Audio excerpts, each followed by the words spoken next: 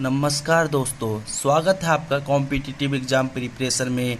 जैसा कि हमने आपको लास्ट क्लास में बताया था कि नेक्स्ट क्लास से हम टॉपिक वाइज डिस्कस करेंगे। तो आज हम लेकर आए हैं इलेक्ट्रोमैग्नेटिक वेव, जो कि काफ़ी इम्पोर्टेंट टॉपिक है और यहाँ से हर एक एग्ज़ाम में कम से कम 1 से 2 क्वेश्चन पक्का पूछा जाता है। और जिस तरीके से मैं ये आपको टॉपिक करवाऊँगा उसी तरीके से आपको याद करना है। अगर आपने हमारा चैनल अभी तक सब्सक्राइब नहीं किया है तो सब्सक्राइब कर सकते हो। और अगर आपको हमारा ये वीडियो अच्छा लगता है तो अपने दोस्तों के साथ ज़रूर शेयर किया करो। तो स्टार्ट करते हैं हम आज का टॉपिक इलेक्ट्रोमैग्नेटिक वेव। तो इलेक्ट्रोमैग्नेटिक वेव होता क्या है? जिसे मीडियम की आवश्यकता नहीं होती, वो वैक्यूम में भी ट्रैवल कर लेता है, उसे कहते हैं इलेक्ट्रोमैग्नेटिक वेव।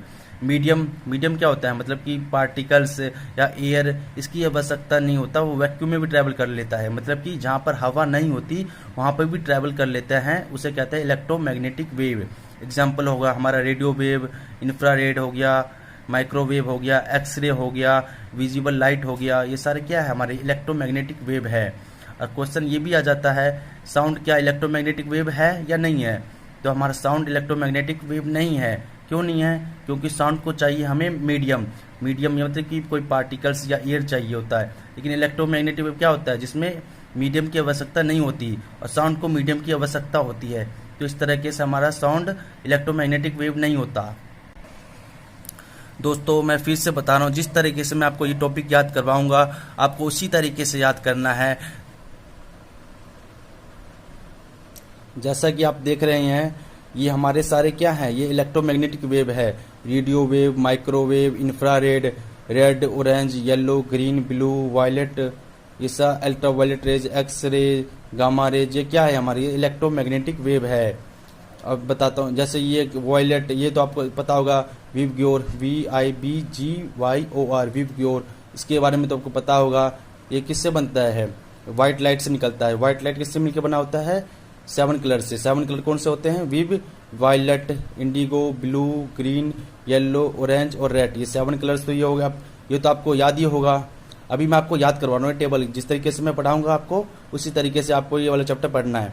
अभी मैं आपको ये टेबल याद कराऊंगा, उसके बाद बताऊंगा कैसे क्या होता है। तो ये वायलेट हो गया, green, violet, indigo, blue, green, yellow, orange, red.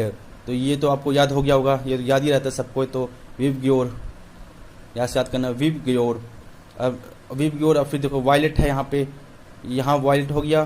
तो उसके नीचे क्या हो गया? Ultra violet raise. वायलेट यहाँ से यहाँ पे आ गया, वायलेट यहाँ पे है तो यहाँ पे आ गया, तो क्या हो गया? Ultra violet rays. ये याद करने का तरीका बता रहा मैं आपको कैसे याद करते हैं। फिर अल्ट्रा वायलेट रेज होगा, इसका रेज यहाँ पे आ गया, तो अल्ट्रा वायलेट के रेज के नीचे आ गया एक्स रेज, एक्स रेज के नीचे आ गया गामा रेज। तो क्या हो गया? वायलेट के नीचे हो गया ultra violet rays, X rays, gamma rays. क्या हो गया? Violet, ultra violet rays, X ray, gamma rays. उसी तरह से ऊपर आते हैं हम, ये तो आपको याद हो गया, विवग्योर।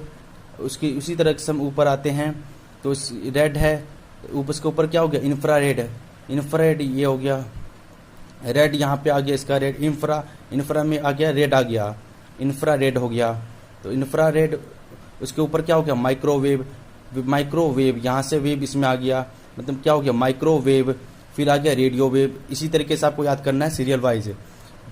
दोबारा बता देता हूँ, VIB, विवग्योर, फिर अल्ट्रा वायलेट रेज, फिर एक्स रेज, गामा रेज, फिर हो गया इंफ्रारेड, माइक्रोवेव, रेडियो वेव। जैसा कि आप देख रहे होंगे कि वायलेट और रेड में, देखो यहाँ पर वायलेट की मैंने वेवलेंथ लिखी है 390 नैनोमीटर और रेड की लिखी है मैंने 780 नैनोमीटर। मतलब कि इसकी वेवलेंथ ऊपर से नीचे से ऊपर जाने पे क्या हो रहा है? इंक्रीज हो रही है इसकी। मतलब कि वायलेट, ये इसकी मतलब यहाँ इसकी वेवलेंथ इंक्रीज हो रही है। मतलब कि वायलेट और रेड में वेवलेंथ किसी ज़्यादा होगी? 780 मतलब ज़्यादा किसकी है? रेड की वेवलेंथ ज़्यादा होती है। तो 3 मतलब ऊपर जाने पर वेवलेंथ इंक्रीज हो रही है। इस तरीके से है ना, वेवलेंथ इंक्रीज हो रही है। मतलब सबसे ज़्यादा वेवलेंथ किसका हो गया? इस तरीके से सबसे ज़्यादा वेवलेंथ हो गया हमारा रेडियो वेव। तो क्वेश्चन आता है सबसे मैक्सिमम वेवलेंथ किसकी होती है? तो ऑप्शन आंसर क्या होगा हमारा? Radio wave. क्या होगा आंसर? Radio wave.